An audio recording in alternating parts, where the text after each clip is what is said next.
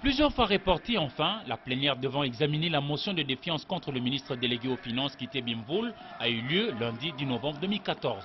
Une plénière mouvementée présidée par le premier vice-président de l'Assemblée nationale Charles Mwando. Et le député national Henri Thomas Lokondo est intervenu par motion incidentielle pour relever le non-respect de la procédure car Kitebi est accusé pour une affaire d'argent du porte-parole de l'opposition. Et cette affaire est encore sous examen en commission. Comme j'ai toujours répété plusieurs fois ici, il ne faut pas politiser les choses qui ne sont pas politisables. Et quand nous travaillons aussi, nous travaillons sur base des textes. Le règlement intérieur n'autorise pas qu'on puisse examiner une matière qui est en commission. C'est clair et net. Et je fais référence à plusieurs articles du règlement intérieur et même de la loi sur les finances publiques.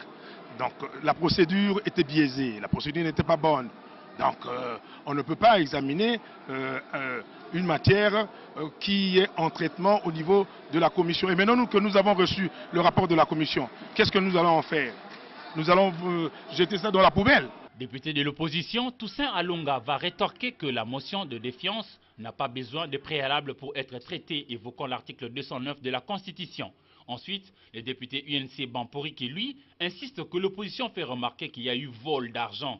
Et puisque la majorité veut laver Kitebi, eux ne peuvent pas assister à une telle plénière qualifiée de honte. Vous venez encore une fois là de vivre une mascarade, une tentative de démocratie qui voudrait noyer tous les fils et les filles de ce pays.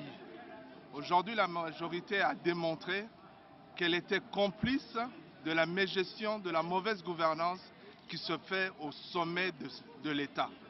Et donc nous ne pouvons pas accepter ce genre de comportement. Voilà pourquoi nous avons quitté la salle et nous nous réservons le droit de faire une pétition contre le bureau et son président et même de porter une plainte, mener une action en justice au pénal contre le ministre délégué aux Finances. À la fin, lors du vote, la majorité soudée a rejeté la motion contre Kitebi et les ministres délégués aux Finances s'étirent d'affaire.